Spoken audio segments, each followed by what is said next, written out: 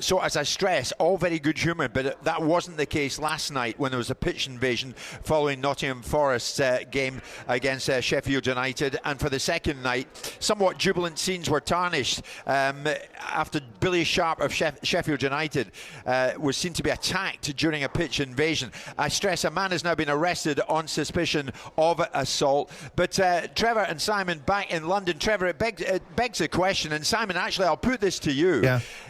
Where do we go with it now, Simon? Because it seems you and I are speaking about this more and more. I mean, does this kind of activity put stewards in a somewhat perilous situation? Well, of course it does. I just want to pick Trevor up on the ludicrous assertion that it's appropriate for professional footballers to be involved in a conversation giving abuse back. So if a police officer is challenged by a member of public and abused, he gets the right to abuse people back, does he? No, the police officer would be consequenced. Professional football, it goes with the territory. You're in an industry that's highly emotive, and the reasons why you are rewarded and recognised and cheered and applauded for such levels is because of the emotivity of the industry. And you have to be professional and ignore the background noise because it's background noise. And where we go with stewarding, well, stewarding is now a focused profession. It's MVQ based, which means that people have a certain standard of investment into it to make sure that stewards understand the parameters of how to steward.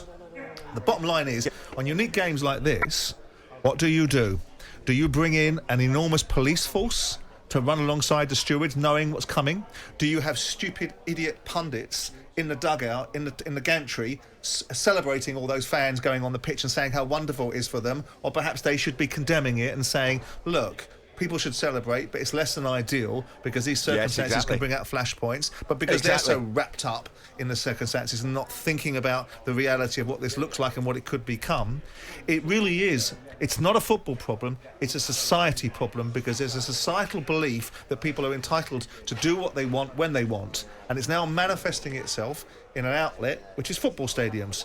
Because actually, Simon, let me jump in there. Trevor, do you want to come back on Simon at that? Because basically what you're saying is, if what we're led to believe is true, then a couple of Sheffield United players, from what Simon was telling us earlier on, and it's interesting information, I stress, we're giving a bit back to some of the Forest fans who were giving it to them. Yeah, but listen, giving a bit back and abusing fans are completely different things. Simon's just worded it the way he has. I don't think there would have been any abuse coming from McBurney and Billy Sharp. They might have been gouging the fans because they get it every day of the week. Trevor, and twice. Excuse me, let me just finish. I'm not wording it. I'm repeating what someone who was a witness saw. And Nottingham Forest... So do you think if they were abusing fans, the police wouldn't have done anything about that? Let me give you some qualification behind your observation. Nottingham Forest were winning the game.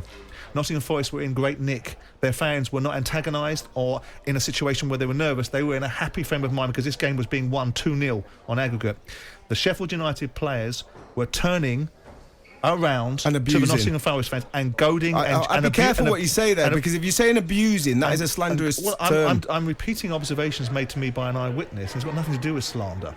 Go and look up the meaning of slander, Trevor. The bottom line is the observation were that Sheffield United fans, Sheffield United players, the injured players, specifically McBurney and Sharp, were turning around to the Nottingham Forest fans and having a bit of banter, and goading and gesturing. But goading and gesturing is not abusing, Simon. Not goading, goading. Goading right. and gesturing is not abusing. So let's get it right. Neither one of us were there. I'm taking it from a. But you've just changed your words again. Yeah. 1 minute you're saying they're goading, and next minute you're saying you're abusing. Well, there's two different things. Well, they're not really, are they? Well, they are, yes. Well, it depends upon your definition of abuse. If Simon, what I would say, Simon, is that you very, very often champion tribalism in football. Of course I do. But what you're saying here is that this has gone beyond that. I also have been very strong on the behaviour of fans, and have said to you in no uncertain terms, the fans have no right to behave in this fashion.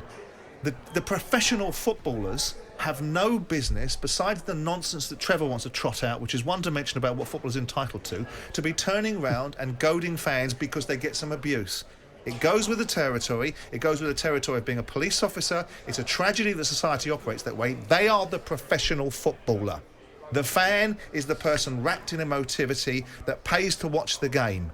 So with due respect, don't you be involved in a conversation with a fan. You need to be beyond reproach. You need to be a professional footballer focused on your outcome. So basically, just get abused, because the fans do abuse players, as we've seen so many times. But you can't give them a little bit of banter back. Okay, Simon, that's in a realistic world. Not. Trevor, let's look at it. As we head to the break, Simon, Trevor, let's broaden it out. Here's the situation. How do we stop him? How do we stop them? That's Well, the question the this morning. You have to have a blanket ban of people going on the pitch, right? Well, listen, I think you have to look at the reasons why there's so much disorder in stadiums. And I've seen it first-hand witness. I think there's a huge drug problem at stadiums. Now, I feel the police understand and know this because at times there have been sniffer dogs outside stadiums. I think that needs to be explored even more, and that should be a standard thing outside stadiums, because if we want to make it an environment for all, and you're talking about, you know, women, children, people of different ethnic diversity going to stadiums, if people are going in there off their head on drugs, they're gonna do things that they regret. Now, if you want to get to the bottom of the problem, get sniffer dogs outside stadiums and stop people that are going into stadiums full of drugs. That's the first thing, because it's a huge. It's like the elephant in the room. People are not talking about it. I've seen it. Talk about it. We don't want these people in stadiums. Now, if you want to deal with this, deal with that. Simon, that's going to cost money, isn't it? By the way, there can be no excuse, irrespective of whether players are baiting fans. There's no excuse for Billy Sharp being attacked on the pitch. No, we know that. Let's have the clarity on that. Yeah. Whether I believe that professional footballers should rise above it is a different discussion. We happen to disagree on it. Yeah. The bottom line is, this is a unique game. That they knew the players. If Nottingham Forest won that game, their fans were going to go on the pitch. So the club have to look at that and say, are we prepared to tolerate that under the circumstances that they're purported to be celebrating? Or are we thinking that perhaps we should police this to such a level that they can't? And that might be the question that needs to be asked, because ultimately both of these clubs are getting an inordinate amount of money for being in this playoffs, from either additional revenue from the gate receipts or the potential bonus of being in a playoff final and the promotion to the Premier League. Maybe you should have ring-fenced the entire stadium with police officers to make sure that there was a bigger discipline. Then you'd have a situation where people were saying, why won't you let them on the pitch? But listening to some of those ridiculous observations from the pundits in the gantry.